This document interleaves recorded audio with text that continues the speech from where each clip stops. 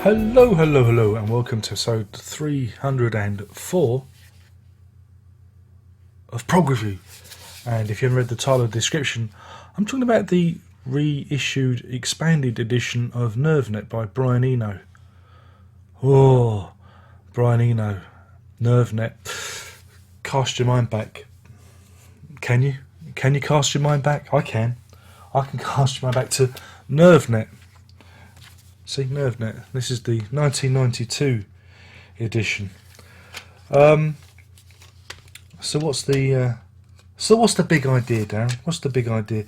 Well, back in the day, before NerveNet came out, Brian Eno was meant to be releasing an album called My Squelchy Life, indeed, and everyone was kind of expecting it, and I think a few review copies got sent out to people. But then NerveNet appeared instead. Brian had changed his mind. He thought that the material on My Squelchy Life either wasn't strong enough, I don't know, or whatever, and we ended up with NerveNet. Now I'm going to go back to My Squelchy Life at the end. I'm going to talk about NerveNet now. Now, when NerveNet came out, I found it a very scary album. I found it a very difficult album to get into. The opening track, I absolutely... Excuse me, that's the telephone. And I will just pause this. And as if by magic, I'm back. It's just the missus checking up on me. Make sure I'm not holding any orgies today. I forgot where I was. Yeah, NerveNet. Fractal Zoom is the opening track, and Fractal Zoom, I got the single, and I got the other single as well. And there are loads of different remixes of it, and this is what taught me about the remix.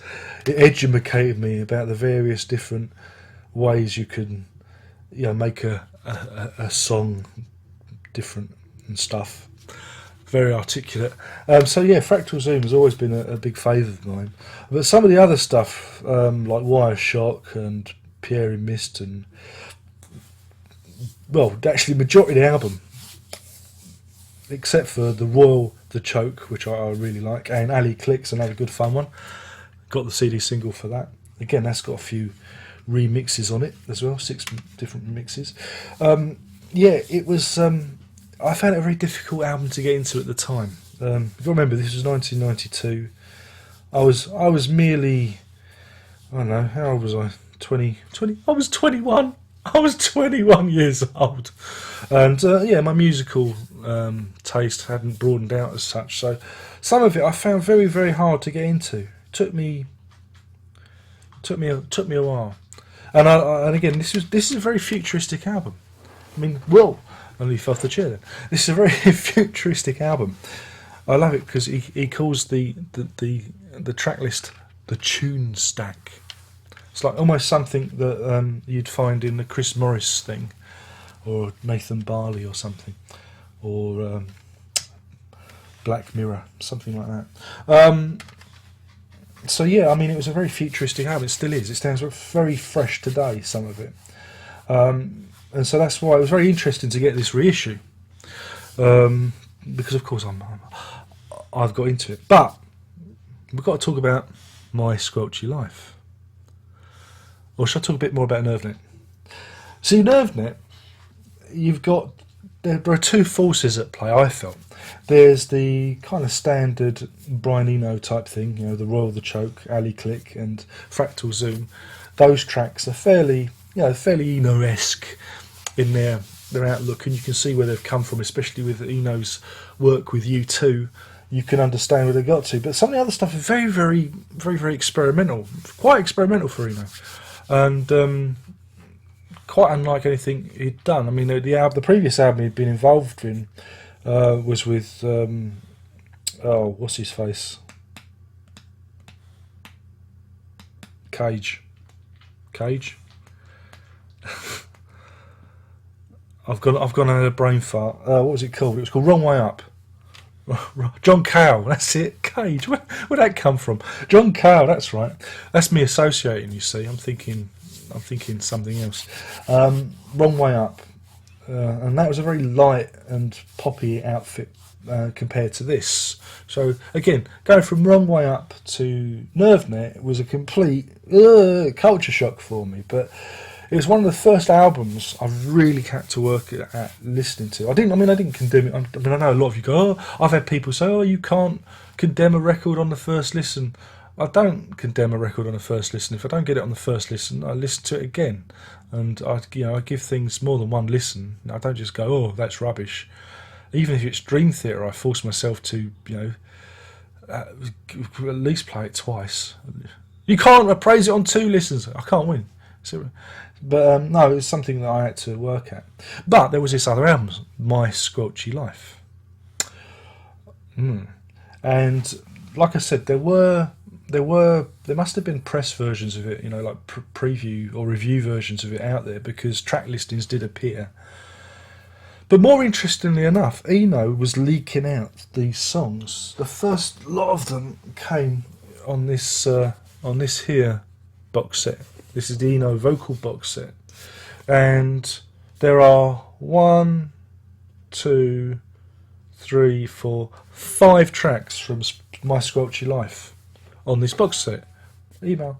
And so you could, if you wanted, sit down with the track listing and actually make up your own version of My Squelchy Life. Though there are, I don't know if there's any tracks missing. I'll have to sit down and do, Everybody's Mother, Little Apricot, Tutti Forgetti, and The Harness are missing. So it wouldn't be a complete set. But then, just to take the piss a little bit further, on Another Day on Earth, this one, he says, make sure there's no flash. When was this released? 2005. We have Under, which again was from My Squelchy Life. So he's been kind of feeding us the tracks. But here, you get to hear the whole thing put together. And it's a very different record. It's a much more accessible record, even though Juju Space Jazz and My Squelchy Life is on it. There's a couple of, again, Little Apricot is a little bit more of the experimental cat walking across the piano kind of moment. But it's a very different record. And it does feel a little bit, not half-baked, but it does feel a bit samey in places. But the problem is I like some of the songs that are on it. I remember from the box set, you see, and they were like a rare treat. It was like when I got the box set, it was like, oh wow, these tracks I've never heard before.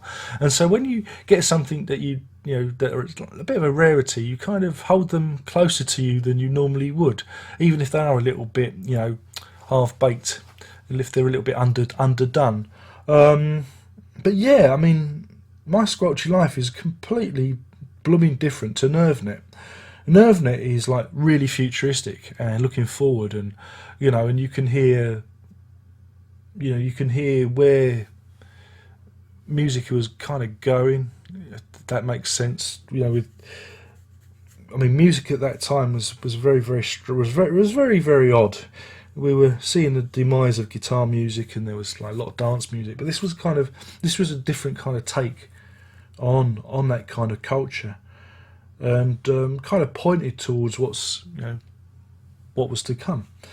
Whereas My Squelchy Life really is a bit of a safe bet, and it's so funny to see 2 albums that have, even though it shares material, that in tone just feel utterly different, and that's something that's unique. And again with Eno has an amazing back catalogue of material that he hasn't released, and so that's how he's unable in a short period of time to bring out 2 completely different albums. If you haven't experienced Nervenet, then of course this is the stuff. The old version I think has been out of print for a while now. This one, in terms of sound quality, I couldn't hear any discernible difference. I don't think it's been remastered. If it has been, it's very subtle. It sounded the same as this one, and I know this album pretty well. And My Squelchy Life just sounded okay. But yeah, I mean, it's an interesting exercise. 2 albums linked via DNA, but completely different in terms of tone. Fascinating, really is fascinating. And I'm glad that they've reissued it. I really am, because, like I said, for a long time there are only like bootleg versions of it floating around out there. I'd not seen any in the wild. I've not seen anything go on eBay, but there were track listings made, and you could get an idea of what it was meant to be, but to actually to see it and feel it and hold it in your hand is pretty cool. Yeah, so there you go. My Squelchy Life, recorded in 1991, previously unreleased.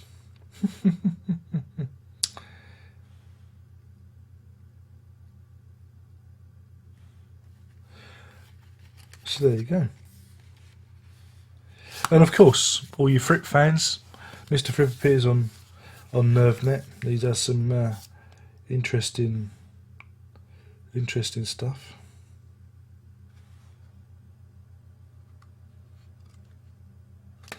And yeah,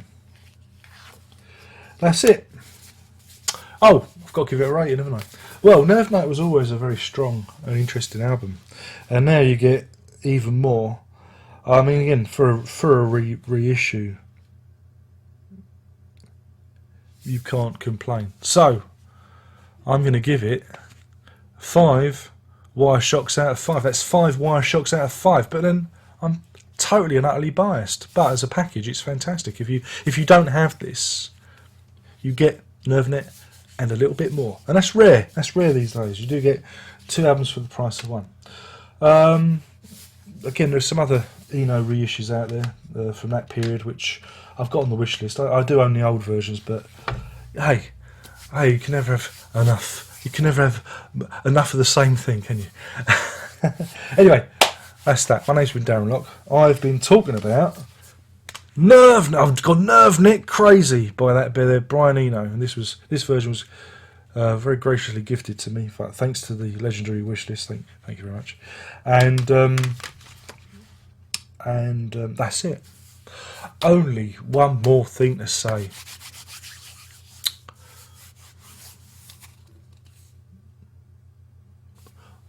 Prog on.